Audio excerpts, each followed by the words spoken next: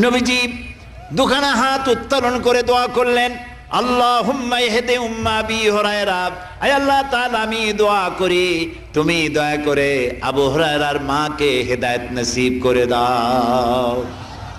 রাসূলুল্লাহ দোয়া করলেন আল্লাহ ওর মায়ের হেদায়েত করে দাও। হযরত আবু হুরায়রা রাসূলের মুখে দোয়া শুনে দিয়েছেন দৌড়। পিছন থেকে সাহাবীরা মনে করলেন আবু হুরায়রা দৌড়ায় কেন, জামা টেনে ধরছে পিছন থেকে। জিজ্ঞেস করলে আবু হুরায়রা দৌড়চ্ছ কেন, কোনো বিপদ হয়েছে নাকি? কয় না, কোনো বিপদ হয় নাই, আমাকে ছেড়ে দাও।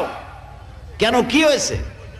হযরত আবু হুরায়রা বলেন, সাহাবীরা আমাকে ছাড়ো, আমি দৌড়াইয়া বাড়ি গিয়ে দেখতে চাই। আমি আগে দৌড়াইয়া বাড়ি পৌঁছলাম, নাবি বাড়ি পৌঁছবার আগে আল্লাহ নবীর দোয়া আমার বাড়ি পৌঁছায়। সেই দুইটা জিনিসের কোনটা আমি দেখতে চাই।